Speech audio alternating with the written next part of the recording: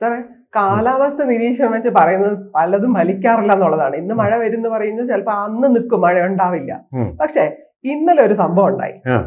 മഴയുണ്ടെന്ന് പറഞ്ഞ red alert പ്രഖ്യാപിച്ച തൃശ്ശൂർ ജില്ലയിലെ പുതുക്കാട് എന്ന് പറഞ്ഞ സ്ഥലത്ത് ഒരു സ്കൂളിന്റെ സീലിംഗ് അടർന്നു വീണു. ആ റെഡ് അലേർട്ട് പ്രഖ്യാപിച്ചത് കാരണം സ്കൂളില് കുട്ടികൾ ഉണ്ടായിരുന്നില്ല. LP സ്കൂളാണ് സാർ, കോടാലി ഗവൺമെന്റ് LP സ്കൂൾ. പിഞ്ചു കുഞ്ഞുങ്ങളെ രക്ഷപ്പെട്ടു. അത്ഭുതകരം എന്ന് പറയണം സാർ. കാരണം എന്ന് വെച്ചാല് ഈ കേരള ഗവൺമെന്റ് പലവിധ പരിഷ്കാരങ്ങളും കൊണ്ടുവരുന്നുണ്ട്. സ്കൂളില് ബാക്ക് ബെഞ്ചേഴ്സ് പാടില്ല എന്നുള്ളതാണ്. യു ടൈപ്പ് അങ്ങനെ. പിന്നെ സ്കൂൾ വേനൽ അവധി മാറ്റിയിട്ട് അതിനെ മൺസൂൺ അവധിയാക്കി. അങ്ങനെ പല പരിഷ്കാരങ്ങളും കൊണ്ടുവരുന്നുണ്ട്. പക്ഷെ അടിസ്ഥാനപരമായിട്ട് കുട്ടികൾക്ക് സ്കൂൾ കെട്ടിടം ഒരു സേഫ് ആയിട്ടുള്ള ഒരു പ്ലേസ് വേണ്ടേ? അവിടെയല്ലേ ആദ്യം നോക്കേണ്ടത്. അവര് കൊണ്ടുവരേണ്ട എല്ലാ കുട്ടികൾ സുരക്ഷിതമായിരിക്കണം. അതാണ് ആദ്യം നോക്കേണ്ടത്. അതിന് പകരം വേറെ പരിഷ്കാരങ്ങളിലേക്ക് പോകും. അപ്പൊ അതിനെക്കുറിച്ച് സാർ എന്ത് പറയുന്നു? കഴിഞ്ഞ ദിവസം പറഞ്ഞതുപോലെ എല്ലാ സ്കൂളുകളും അത് ഭരിക്കുന്ന മാനേജ്മെന്റ് എന്ന് പറഞ്ഞാൽ പഞ്ചായത്ത്, തദ്ദേശ സ്ഥാപനങ്ങളാണ് പല സ്കൂളുകളുടെയും മാനേജ്മെന്റ് ചുമതല വഹിക്കുന്നത്. ആ തദ്ദേശ ഭരണ സ്ഥാപനങ്ങളും സ്കൂളിന്റെ കെട്ടിടങ്ങളുടെ സുരക്ഷ, അതായത് സേഫ്റ്റി ഓഡിറ്റ് ഉറപ്പുവരുത്തണം. നേരത്തെ മന്ത്രി ശിവൻകുട്ടി പറഞ്ഞിട്ടുള്ളതാണ്. ഇതൊക്കെ പറച്ചില്ലേ ഉള്ളൂ. ഏട്ടിലെ പശു പോലെ തന്നെ അങ്ങനെ നിൽക്കുകയുള്ളൂ. ഒന്നും നടപ്പാവുന്നില്ല എന്നുള്ളതിന്റെ ഉദാഹരണമാണ്, അല്ലെങ്കിൽ അതിന്റെ ധീര രക്തസാക്ഷിയാണ് തേവലക്കര സ്കൂൾ വിദ്യാർത്ഥിയായ മിഥുൻ ഷോക്കേറ്റ് മരിച്ചത്. ഇന്നും നമ്മുടെ ഹൃദയത്തിന് അതൊരു ഷോക്ക് തന്നെയാണ്, വലിയൊരു ഷോക്കായിരുന്നു അല്ലെ? ഈ മിഥുൻ മാത്രമേ അവിടെ മരിച്ചുള്ളൂ. മറ്റു കുട്ടികളൊന്നും മിഥുനെ കൈകൊണ്ട് തൊടാതിരുന്നത് കൊണ്ട് അവർ രക്ഷപ്പെട്ടു പോയി എന്ന് പറയാം. പക്ഷേ ഇതൊന്നുമായിരിക്കുകയല്ല, ഇതിനേക്കാൾ വലിയൊരു ബദരീനാഥില് അവിടെ നടക്കുന്ന ഗംഗോത്രിയുടെ ഉത്ഭവസ്ഥാനത്ത് ഇപ്പൊ നടന്നുകൊണ്ടിരിക്കുന്ന ദുരന്തത്തെക്കാള് വലിയൊരു ദുരന്തം ഇപ്പോ നടക്കുമായിരുന്നു. കേരളത്തിലെ തൃശ്ശൂർ ജില്ലയിലെ പുതുക്കാട് എന്ന് പറയുന്ന സ്ഥലത്ത് വിചിത്രമായ പേരോട് കൂടിയ കോടാലി ഗവൺമെന്റ് LP സ്കൂൾ. അതൊരു വലിയ കോടാലിയായിട്ട് തീരുമായിരുന്നു വിദ്യാർത്ഥികൾക്ക്. ഭാഗ്യത്തിന് ജില്ലാ കളക്ടർ റെഡ് അലർട്ട് പ്രമാണിച്ച്, കാലാവസ്ഥാ നിരീക്ഷണ വകുപ്പ് റെഡ് അലർട്ട് പ്രഖ്യാപിച്ചതുകൊണ്ട് കലക്ടർ ആ സ്കൂളിന് അന്നത്തെ ദിവസം ഭാഗ്യത്തിന് അവധി കൊടുത്തു. എന്നല്ല വലുതായിട്ടൊന്നും മഴ പെയ്തില്ല, പക്ഷെ ഒരു പക്ഷേ ഒരുപാട് കുട്ടികളുടെ ജീവൻ രക്ഷിക്കാൻ പറ്റി. ഞാനിത് പറയാൻ കാരണം, ഒരു പക്ഷേ എന്ന് പറയാൻ കാരണം, ഇത് സ്കൂളിന്റെ ഓഡിറ്റോറിയമാണ്, ക്ലാസ് റൂം അല്ല. കാര്യമൊക്കെ ശരിയാണ്. ഈ ഓഡിറ്റോറിയം അല്ല എവിടം കണ്ടു കഴിഞ്ഞാലും കുട്ടികൾ വലിഞ്ഞു കയറി അവിടെ ചെല്ലും. അവരുടെ ഒരു അതാണല്ലോ കുട്ടിത്തം എന്ന് പറയുന്നത്. അങ്ങനെ ചെല്ലും. അവിടെ ചെന്ന് കഴിഞ്ഞിട്ട് ആ തകർന്നു വീഴുന്ന ആ ടൈമിങ് അതിനൊപ്പമായിരുന്നു എങ്കിൽ നമ്മൾ ഇപ്പോഴും കരഞ്ഞു, കേരളം വീണ്ടും കരഞ്ഞുകൊണ്ടിരിക്കുന്ന ഒരു സന്ദർഭമായിട്ട് മാറി. അസംബ്ലി നടത്തുന്ന ഏരിയ ആണെന്ന് പറഞ്ഞു. അപ്പൊ എല്ലാ കുട്ടികളും അസംബിൾ ചെയ്യുന്ന ഒരു സ്ഥലമാണ് അത്. അതെ, ഒരു സ്ഥലത്താണ് ഈ അപകടം പറ്റിയിരിക്കുന്നത്. സീലിംഗ് വീഴുക എന്ന് പറഞ്ഞാലൊന്ന് ആലോചിച്ച് നോക്കൂ സാർ. അതെ, സീലിംഗ് വീഴുന്ന ഈ അസംബ്ലി ടൈമിങ്ങും അതും കൂടെ ഒത്തു വന്നിരുന്നെങ്കിൽ സംഭവം ക്ലീൻ ആയിപ്പോയി. ആ കുട്ടികളുടെ എല്ലാം തലയിൽ കൂടിയാണ് വരുന്നത്. ഇത് നിർമ്മിച്ചിരിക്കുന്നത് ജിപ്സം ബോർഡിൽ നിർമ്മിച്ച അങ്ങനൊരു നിർമ്മാണ വസ്തു ഞാൻ പരിചയിച്ചിട്ടുള്ള ഒരു വസ്തുവല്ല. എനിക്ക് ഈ നിർമ്മാണത്തെ കുറിച്ച് കൂടുതൽ അറിയത്തില്ല, അതിന്റെ കട്ടിയെ പറ്റി. പക്ഷെ ഇത് കിടക്കുന്നത് കണ്ടു കഴിഞ്ഞാൽ ഒരുപാട് കുട്ടികളുടെ ജീവൻ അപഹരിക്കാൻ പര്യാപ്തമാണ് എന്ന് മാത്രമല്ല, ഇതിനകത്ത് നമുക്ക് ചോദിക്കാനുള്ള ഒരു ചോദ്യം, പുതുക്കാട് MLA ആയിട്ടുള്ള ആളിന്റെ ആസ്തി വികസന ഫണ്ട്, പ്രാദേശിക വികസന ഫണ്ട് ഉണ്ടല്ലോ, ആ ഫണ്ടിൽ നിന്ന് 54 ലക്ഷം രൂപ ചെലവിട്ട് 2023 എന്ന് പറഞ്ഞാൽ കേവലം 2 വർഷം മുമ്പ് നിർമ്മിച്ച കെട്ടിടമാണ് അല്ലെങ്കിൽ സ്ട്രക്ചറാണ് ഓഡിറ്റോറിയത്തിന്റെ.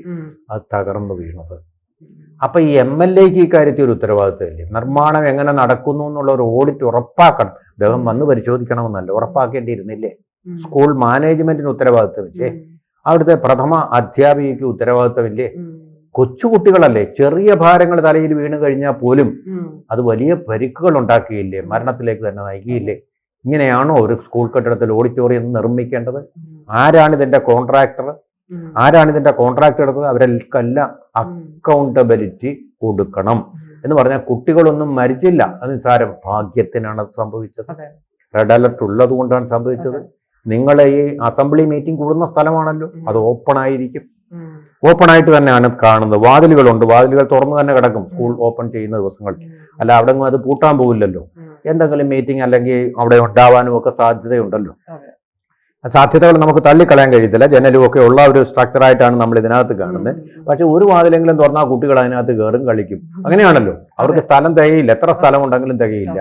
ഇത് പറയുമ്പോൾ അഞ്ജന, ഞാനൊരു കാര്യം പറയാം. ഞാൻ പഠിച്ച ഒരു ഗവൺമെന്റ് സ്കൂളിലാണ്, LP UPയും കൂടെ ചേർന്നുള്ള സ്കൂളിൽ ഓല ഷെഡ് കൊണ്ടുള്ള ഓല ഷെഡായിരുന്നു, അതിന് ചുവര് പോലും മേളിൽ ഓല തന്നെയാണ്. അതുപോലെ ബെഞ്ചുകളും ഒക്കെ ആയിട്ട്, ബെഞ്ചുകൾ നല്ല ബെഞ്ചുകളാണ്, ഈറ്റ കൊണ്ടുള്ള തൂണുകളായിരുന്നു ഞാൻ ഓർമ്മിക്കുന്നത്. അസംബ്ലി കൂടുന്ന, അസംബ്ലിയിൽ പ്രതിജ്ഞ ചൊല്ലി കൊടുക്കുന്ന ഞാനാണ്. ഓപ്പൺ ആയിട്ടുള്ളൊരു ഗ്രൗണ്ടാണ്. അവിടെ യാതൊരു പരിക്കും ഇന്നേ വരെ, അന്ന് തൊട്ട് ഇന്നേ വരെ, എത്രയോ വർഷങ്ങൾക്ക് മുമ്പാണ്, ഒരു 50 വർഷങ്ങൾക്ക് മുമ്പല്ലേ, 50 വർഷങ്ങൾക്ക് മുമ്പ് തൊട്ട് ഇന്ന് വരെ ഒരൊറ്റ അപകടം ഇങ്ങനെ അവിടെ സംഭവിച്ചു. അത് പറയരുത്, പറയാൻ പാടില്ല. അങ്ങനെ പറഞ്ഞാൽ നമുക്ക് തിരിച്ചു ഓലയിലേക്ക് പോകാന്ന് പറയും. അതായിരുന്നു ഇതിലും ഭേദം. രവീന്ദ്രനാഥ ടാഗോറിന്റെ വിശ്വഭാരതി സർവകലാശാല അതങ്ങനെയല്ലേ, അതങ്ങനെയല്ലേ. ശാന്തിനികേതൻ, അതിന്റെ മുഴുവൻ മരങ്ങളുടെ ചുവട്ടിലിരുന്നാണല്ലോ കുട്ടികൾ പഠിക്കുന്നത്. നേച്ചറാ. തെങ്ങിന്റെ ചുവട്ടിൽ, കൊന്നത്തെങ്ങിന്റെ, തേങ്ങാനുള്ള തെങ്ങിന്റെ ചുവട്ടിലെങ്ങും കൊണ്ട് ക്ലാസ് നടത്തായിരുന്നാൽ മതി. ഞങ്ങൾക്ക് അങ്ങനെ യാതൊരു പേടിയുമില്ലായിരുന്നു. മരത്തിന്റെ തണലിൽ ഞങ്ങൾ സംഗീത ക്ലാസ്സുകളൊക്കെ പഠിപ്പിച്ചത് മരത്തിന്റെ തണലിൽ ഇരുന്നുകൊണ്ടായിരുന്നു ഞാൻ ഓർക്കുന്നു. ഒരു പൂഴിമണൽ കൊണ്ട് മൂടിയിരിക്കുക മുറ്റം മുഴുവൻ, വീണ് കഴിഞ്ഞാൽ പോലും പരിക്ക് പറ്റാതെ. എത്ര മനോഹരമായിരുന്നു അന്ന്. ഇവരിപ്പോ ഓഡിറ്റ് എന്നൊക്കെ പറഞ്ഞ യൂറോപ്യൻ മോഡലൊന്നും നമുക്ക് പറ്റില്ലെന്ന് എന്റെ അഭിപ്രായം. സുരക്ഷിതമായിട്ടും വായു സഞ്ചാരമുള്ളത്, ഇത് പല സ്കൂളുകളിലും എനിക്ക് തോന്നുന്നു AC ഇല്ല, വായു സഞ്ചാരമില്ല. അതിനെ സത്യം പറഞ്ഞാൽ വേനലവധി മാറ്റി കൊടുക്കുന്നതാണ് നല്ലത്. ചൂടത്തിരുന്ന് ഇവർ പഠിക്കേണ്ട അവസ്ഥ എന്തായാലും ഒഴിവാക്കേണ്ടതാണ്. ഈ ചൂടുകാലത്ത് ഇനി ക്ലാസ് വയ്ക്കാൻ പോകുമെന്നാണ് മന്ത്രി പറയുന്നത്. ആ ചൂടുകാലത്ത് ക്ലാസ്സിൽ എങ്ങനെ ഇരുന്ന് പഠിക്കും? AC ഉണ്ടോ നമ്മുടെ എല്ലാ സ്കൂളിലും? ഞാൻ കണ്ടിട്ടില്ല, ഞാൻ പോയിട്ടുള്ള സ്കൂളിൽ ഒന്നും AC കണ്ടിട്ടില്ല. അപ്പൊ നമ്മുടെ ഈ ശുദ്ധവായു ശ്വസിക്കാനുള്ള ഒരു അന്തരീക്ഷമെങ്കിലും കുട്ടികൾക്കുണ്ടാവണം. സേഫ്റ്റി, തലയിൽ ഇങ്ങനെ മേൽക്കൂര പതിക്കരുത്, ഷോക്ക് അടിക്കരുത്. അത് കേരളീയർക്ക് മുഴുവൻ വലിയൊരു ഷോക്കായിട്ട് വരും. ഈ കാര്യങ്ങൾ നമ്മൾ എന്തായാലും ഇക്കാര്യത്തിൽ അന്വേഷണം സമഗ്രമായിട്ട് നടത്തണം. വാർത്ത പോലും ശരിയായിട്ട് ഒരു പത്രവും കൊടുത്തിട്ടില്ല. ഈ കേരളത്തിന്റെ എല്ലാ മേഖലകളിലും ഏതൊക്കെ നമ്മൾ നോക്കിയാലും എല്ലായിടത്തും സിസ്റ്റം കംപ്ലൈന്റ് ആണ്, സിസ്റ്റമിന്റെ പ്രശ്നമാണെന്ന് പറഞ്ഞിട്ടാണ് എല്ലാവരും അതിന് കഴിഞ്ഞ് എന്ത് പ്രശ്നം പറ്റിയാലും അത് സിസ്റ്റമിന്റെ കുഴപ്പമാണെന്നാണ് പറയുന്നത്. ഇതിൽ ഏറ്റവും വലിയ സെൻസിറ്റീവ് ആയിട്ടുള്ള മേഖലയാണ് മറ്റേ എഡ്യൂക്കേഷൻ എന്നുള്ളത്. കുട്ടികൾ പഠിച്ചു വളർന്ന് നാളത്തെ ഭാവിയാണ് അല്ലെ, അവർക്കൊരു സേഫ് ആൻഡ് സെക്യൂർ ആയിട്ടുള്ള ഒരു പ്ലേസ്, എൻവയൺമെന്റ് കൊടുക്കണം എന്നുള്ളത് ഗവൺമെന്റിന്റെ ചുമതലയാണ്.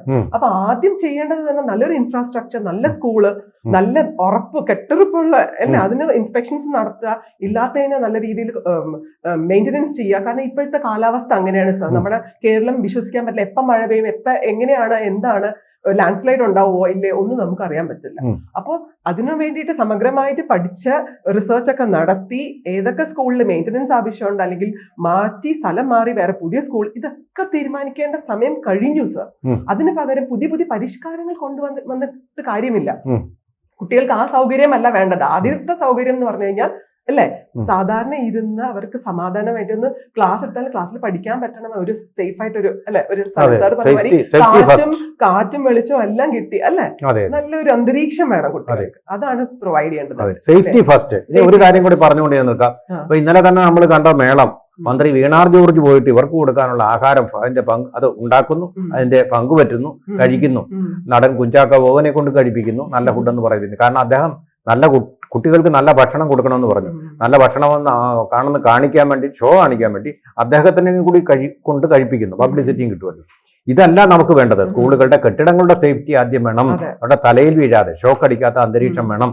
എന്താ, അവിടെ ഫ്രൈഡ് റൈസ്, ചിക്കൻ, എഗ്ഗ്, പിന്നെ ഫ്രൂട്ട് കപ്പ്, ഇതൊക്കെ വെച്ചിട്ടുള്ള ഫുഡാണ്. നല്ല കാര്യം തന്നെ. ആദ്യം നിങ്ങൾ അടച്ചുറപ്പുള്ള ഒരു സ്കൂൾ നിർമ്മിക്കുക. അതിനുശേഷം മതി നിങ്ങളുടെ ഈ വീരവാദങ്ങളും അതുപോലെ തന്നെ ഫ്രൂട്ട് കപ്പും അങ്ങനെയുള്ള കാര്യങ്ങളും ഒന്നും.